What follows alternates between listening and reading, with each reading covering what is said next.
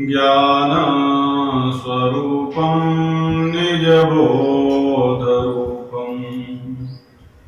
योगीन्द्रमीशं बहुरोगिवैद्यं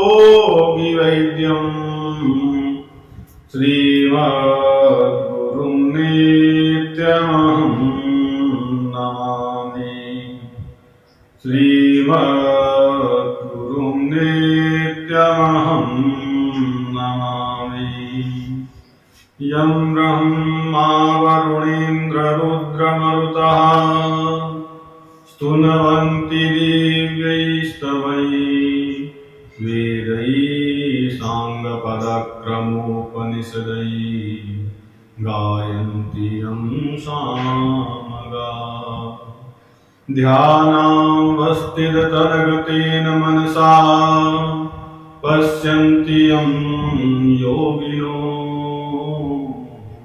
यस्यान्तं न विदुः सुरासुरगणा देवाय तस्मै नमः।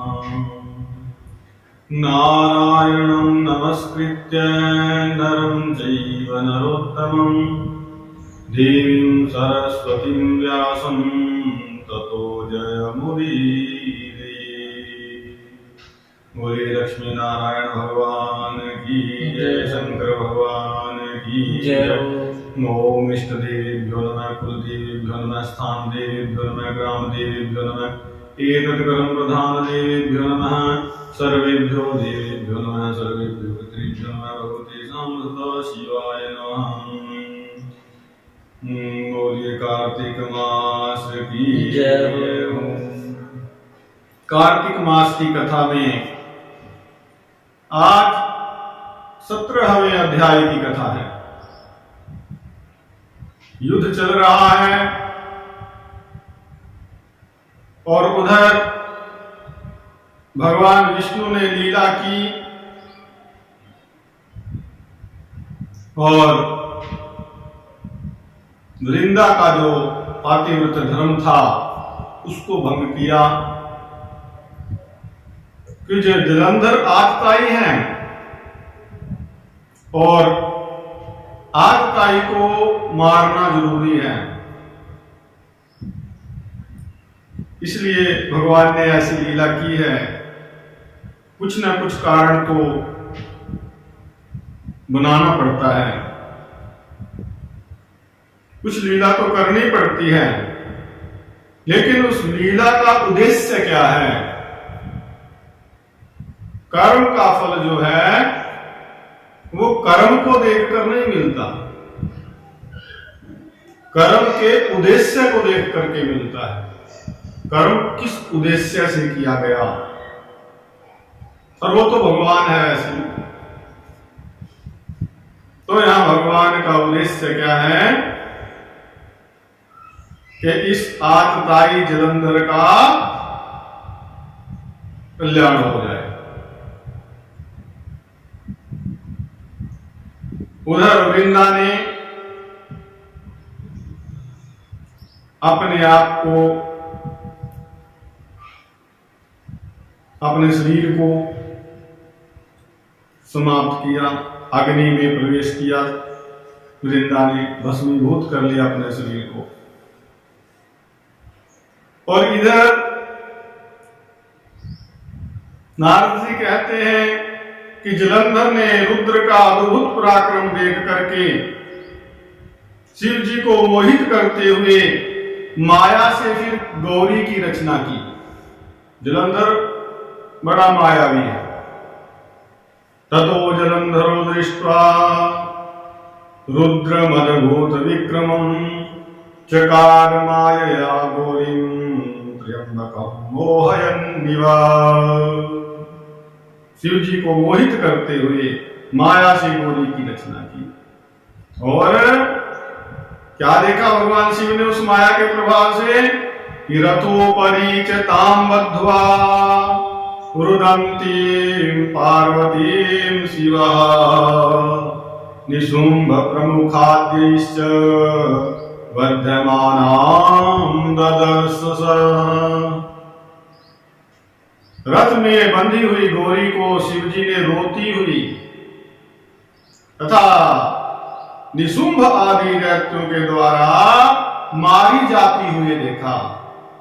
जैसे गौरी जो है रथ पर बंधी हुई है रथ के पीछे, और निशुंभ आदि जो दैत्य हैं उसको मार रहे हैं।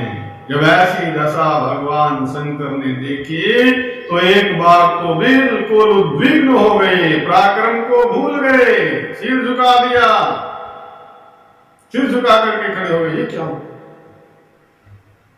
और इसके बाद जलंधर ने कर्ण पर्यंत खींचे हुए 3 बाणों से शिव जी के सिर, छाती और पेट में प्रहार किए, बाण मारे। और कुछ क्षण के बाद जब विष्णु द्वारा चेताए गए तो शिव जी ने उस माया को जान लिया और भयानक रूप धारण करके फिर ज्वाला की माला अर्थात ज्वाला के समूह से अति भयंकर हो गए भगवान शिव, रौद्र रूप। और उनका अत्यंत भयानक रूप देख करके अब दैत्य उनके सामने खड़े नहीं हो पा रहे हैं, भाग गए सभी, 10 दिशाओं में भाग गए। जो शुंभ निशुंभ थे वो भी भागे जब शंकर जी उनको मारने लगे। तो भगवान शंकर ने उनको श्राप दे दिया कि तुमने जैसा कुछ किया है और अब मेरे सामने से भाग रहे हो, भाग जाओ, लेकिन गौरी के हाथों आप मारे जाओगे, तुम गौरी के हाथों मारे जाओगे आगे।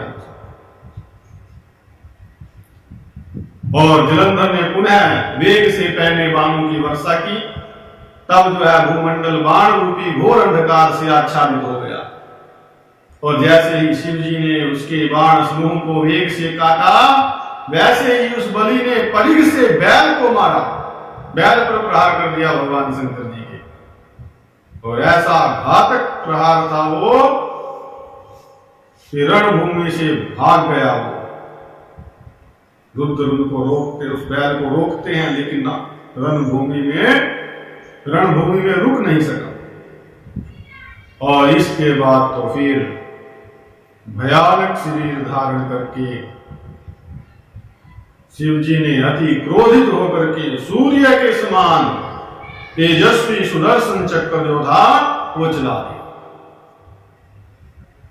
आकाश और पृथ्वी को प्रज्वलित करते हुए उस चक्र ने वेग से पृथ्वी तल पर गिर करके बड़े विशाल नेत्र वाले जलंधर के सिर को शरीर से अलग कर दिया। और रथात् कायः पपातास्य नादयन् वसुधातलम् तेजश्च निर्गतं देहात् तद्ध्रुवे लयमागतम्। जालंधर का शरीर जो है पृथ्वी को समुदायमान करता हुआ रथ से गिर गया, और उसके देह से जो तेज निकला वो तेज जो है रुद्र में ही लीन हो गया। और जो वृंदा की देह से तेज निकला था, वृंदा देह उद्भवम तेजस तद गौर्याम लयमागतम। वृंदा की देह से जो तेज निकला था वो गौरी में लीन हो गया, पार्वती जी में लीन हो गया। और तब जो ब्रह्मादि देवता है सब प्रफुल्लित हो उठे, वे शंभु को प्रणाम करके विष्णु जी का वृतांत कहने लगे। देवताओं ने कहा कि हे महादेव, आपने देवताओं के शत्रु से उत्पन्न भय से सबकी रक्षा की है, अर्थात जालंधर को तो आपने मार दिया, ये तो संकट समाप्त हुआ, लेकिन महाराज एक और संकट खड़ा हो गया। क्या संकट खड़ा हुआ? एक और भय क्या खड़ा हुआ? वह यह कि विष्णु जी जो हैं वो वृंद्रा की सुंदरता से मोहित होकर के वही अर्थात वृंदा की चिता भस्म में पड़े हुए हैं। वृंदा ने शरीर त्याग दिया है, लेकिन वो वही चिता भस्म में पड़े हुए हैं। तो रुद्र जी कहते हैं, भगवान शिव कहते हैं कि गच्छध्वं शरणं देवा विष्णुर्मेहानुपत्तये, या गच्छध्वं शरणं देवा विष्णुर्मोहापनुपत्तये शरण्यां मोहिनीं मायां सा वः कार्यं करिष्यति। ये देवताओं, विष्णु जी का मोह दूर करने के लिए तुम शरण में जो जाने योग्य है, ऐसी मोहिनी माया की शरण में जाओ, वहीं से तुम्हारा कल्याण होगा, वही आपका कार्य करेंगे। किसकी शरण में जाने को कहा? मोहिनी मायाम, मोहिनी माया की शरण में जाओ। तो नारद जी बताते हैं कि ऐसा कह करके शिव जी जो है सब अपने गणों के सहित अंतर ध्यान हो गए, और देवता जो थे वो मूल प्रकृति अर्थात उस महामाया की स्तुति करने लगे हैं। कैसी स्तुति की है देवताओं ने? देवा ऊचुः यदुद्भवः सत्त्वरजस्तमो गुणः सर्गस्थितिध्वंसनिदानकारिणः यदीच्छया विश्वमिदं भवाभवो तनोति मूलप्रकृतिं नतः स्मताम्। या हि त्रयोविंशतिभेदशब्दिता जगत्यशेषे समधिष्ठिता यद्रूपकर्माणि जडास्त्रयोऽपि देवास्तु मूलप्रकृतिं नतः स्मताम्। यद्भक्तियुक्तः पुरुषास्तु नित्यं दारिद्र्यविमोहपराभवादि न प्राप्नुवन्त्येव हि भक्तवत्सलाम् सदैव मूलप्रकृतिं नतः स्मताम्, नतः स्मताम्, नतः नतः स्मताम्। क्या स्तुति की है? ये मूल प्रकृति है माया। देवता कहते हैं कि जिससे उत्पन्न सत्व रज तम ये गुण सृष्टि पालन और संहार करते हैं, और जिसकी इच्छा से संसार की उत्पत्ति होती है, नाश होता है, उस मूल प्रकृति को हम नमस्कार करते हैं। वह प्रकृति 23 भेदों से कही गई है, और ये 23 भेद की जो प्रकृति है, यही प्रकार की प्रकृति, यही संपूर्ण जगत की, सारे संसार की अधिष्ठात्री है। तीन भेदों में सारा संसार जो है अधिष्ठित है। जिसके रूप और कर्मों को जानने में बताया कि तीनों देवता भी असमर्थ हैं, उस मूल प्रकृति को हम प्रणाम करते हैं, हम नमस्कार करते हैं। हाँ, जिनकी भक्ति से युक्त पुरुष सदा ही दारिद्र्य, भय, मोह और तिरस्कार आदि को प्राप्त नहीं होते, और जिसको अपने भक्त बड़े प्यारे हैं, उस मूल प्रकृति को हम सदा नमस्कार करते हैं, प्रणाम करते हैं। नारद जी महत्व बताते हैं इन श्लोकों का, इस स्तुति का, कि स्तव में तत् त्रिसंध्यम यः पठेदेकाग्रमानसः दारिद्र्य मोह दुःखानि न कदाचित सपिशन्ति तम्। कहा कि एक स्तोत्र है, ये स्तुति जो है, जो इसका एकाग्र मन होकर के त्रिकाल पाठ करता है, दिन में तीनों समय पाठ करता है, सुबह दोपहर और शाम को, तो उसे दरिद्रता मोह और दुख कभी स्पर्श भी नहीं कर पाते। इतनी प्रभावशाली स्तुति है, स्वयं देवताओं ने की है, महामाया। तो इस प्रकार स्तुति करते हुए उन देवताओं ने आकाश में स्थित और ज्वाला से व्याप्त दिशाओं के बीच में एक तेजो मंडल देखा, और तेजो मंडल के मध्य में सब देवताओं ने आकाश में विचरने वाली एक वाणी सुनी।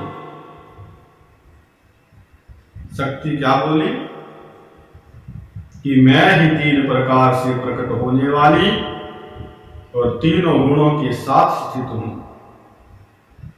गौरी, लक्ष्मी और सरस्वती, इनके रज सत्व तम, इन तीनों गुणों का आश्रय जो है वो मैं ही हूं। ये देवताओं वहां जाओ और वे तुम्हारा कार्य करेंगे। तो विस्मय से पहले नेत्रों वाले देवताओं ने उस वाणी को सुना और उसी समय वो तेज जो है अंतर्ध्यान हो गया। इसके बाद उसी वाक्य से प्रेरित सब देवताओं ने गौरी, लक्ष्मी तथा सरस्वती की भक्ति से तन्मय होकर के प्रार्थना, पूजा की, स्तुति की, प्रणाम किया उनको। और इसके बाद भक्त हैं प्रिय जिनको, ऐसी उन तीनों देवियों ने देवताओं को प्रणाम करते देख करके उनको बीज दिए, कुछ बीज देकर के उनको कहने लगी क्या कि इमानि तत्र बीजानि विष्णुर्यत्रावतिष्ठते निर्वपद्भं ततः कार्यं भवतां सिद्धिमेष्यति। इन बीजों को वहां जाकर के बोधो जहां विष्णु जी बैठे हुए हैं, और इन बीजों को बो देने मात्र से ही तुम्हारा कार्य सिद्ध हो जाए। इसके बाद देवता और सिद्धों के समूह आनंदित होकर के वो बीज लेकर के गए और जाकर के वहां उन्होंने बो दिए, जहां की वृंदा की चिता भूमि में दुखी विष्णु भगवान विराजमान थे। तो ये हमने सत्य वाक्य का महत्व में कहा कि यह पठे चिणुयाद भी स्वर्ग लोकम से गच्छति। इसको जो कोई पढ़ेगा या फिर सुनेगा, सुनने मात्र से भी वो स्वर्ग लोक को प्राप्त होगा। इतना इसका महत्व है इस कथा के सुनने का, इस अध्याय का। और भी महत्व है कि जो एकाग्रचित होकर के केवल सुनेगा उसको कभी कोई विघ्न नहीं होगा। यदि किसी को संतान नहीं होती, संतानहीन है और संतान की इच्छा है, तो पुत्रहीन नर नारी यदि से सुनेंगे, पढ़ेंगे तो उनको पुत्र भी होगा। ऐसा इस अध्याय का महत्व है। और अब उन बीजों को जाकर बो तो दिया देवताओं ने, लेकिन उनसे कौन कौन से वृक्ष उत्पन्न हुए, उनका क्या महत्व है, क्या आगे लीला हुई, ये जो है 18वें अध्याय का विषय रहेगा। यही पर 17वां अध्याय जो है, 17वां अध्याय विश्राम को प्राप्त होता है।